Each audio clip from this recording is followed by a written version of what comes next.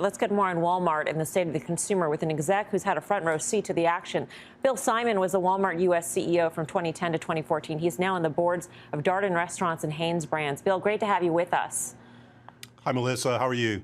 Good, thanks. I got to get to the 32% growth in inventory year on year. How does one explain that? I understand that it's a supply chain issues. There are all sorts of unusual things, but 32% is a gigantic number.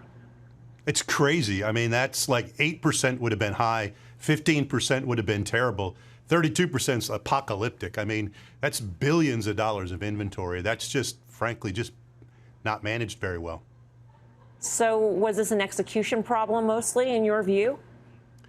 Well, it's hard to say, but, you know, it would seem to be, if you take the 32% inventory in conjunction with the $100 million over budget that they reported in markdowns on their hardline business, I mean, they had an even worse problem. So they solved for some of it. I think maybe they were ordering to try to stay ahead of the supply chain issues, and then the product came in, and it came in late, and they didn't cut the orders in time. I mean, there was a lot of things that coulda, shoulda, woulda been done that just frankly weren't. Thanks for being on, especially today. Let me ask you, back to this gigantic number, do you think this is going to weigh for several quarters on their gross margin, having to potentially mark down this inventory? You know, it could likely, because most of the inventory overage has to be in the hardlines business, which is potentially seasonal apparel, and spring patio, they said, was slow getting out. It's going to be difficult to try to cycle through that in time. They may be able to get through some of the apparel. It's still plenty of warm weather left. Patio usually sells in the spring, and then it doesn't sell for the rest of the year. So it's going to be difficult. They'll probably get through it by the fall, but it'll be hard to digest. So if you're looking for a deal on patio furniture, maybe now's the time. Bill, I want to talk about gas prices and the impact of the consumer. How big of a question mark, in your view, is there on the strength of the consumer, given gas prices are remaining elevated? I mean, we're above, what, $4 a gallon on average in every state in the United States today.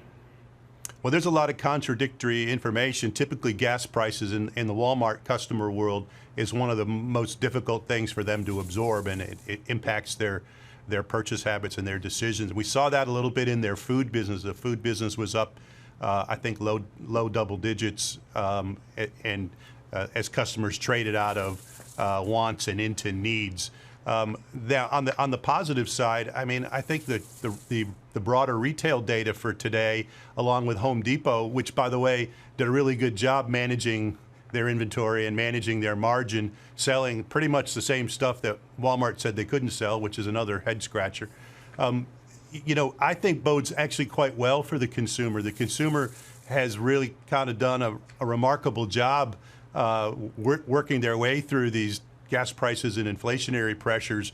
And I think that's because employment has remained high and wages are growing, maybe not as quickly as inflation, but growing enough to keep the consumer above water. Hey, Bill, it's Tim. It's great to have your expertise on the desk tonight. Let's transition into their digital business, which had been an exciting part of the story for me. E-commerce up only 1%, very difficult comps. Their digital ad business, though, growing at 30%. I mean, this is a pretty impressive part of the story. Can you lend some insight into, how compelling this part of the business is? Well, I think it's something that they felt like they had to get going because their competitor on the digital side, Amazon, has been really quite good at that, along with other revenue streams online that they didn't have. I think that's probably where some of their margin went away. The shipping costs and the picking costs because of labor probably tore into their business. 1% growth is not really very good, although their stack was pretty good. It's just a little bit odd to see that, along with Amazon, who I think had single-digit growth, and sort of seeing a shift back to physical retail right now, which has been quite interesting to watch. Bill, thanks so much for joining us. It's great to see you. Yeah, thank you. Appreciate you. Bill Simon. Guy, the inventory will weigh, according to Bill, and he should know, for a few quarters, quite a few quarters. What do we do with Walmart, the stock? My sense is it'll be longer than that. I think Bill was being nice. I think you can buy it here for a trade. To Steve's point, these are interesting levels. Again, this is where we bounced from March of 2021. I would understand why you'd want to wait and see. I will tell you, and I'm sure he would never admit this, but I am quite certain that Doug McMillon is going to be up at night praying that Target has a similar quarter, because then at least, you know, everybody's in sort of the foxhole together. But if Target pulls something off tomorrow, by the way, which I think they will operationally, I think that makes this Walmart quarter look even worse. So I think the prudent thing to do is probably wait and see what Target says and then go from there.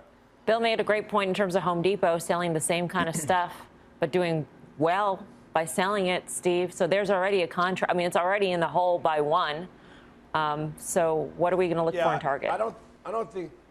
I don't think you take out a second mortgage, though, to go buy stuff at Walmart, but you could take a home equity loan and buy stuff at Home Depot. So I don't necessarily think that's an apples to apples comparison. I think that you had one of probably the last good quarters at Home Depot, and you could be buying this dip in Walmart if you want to look at it that way.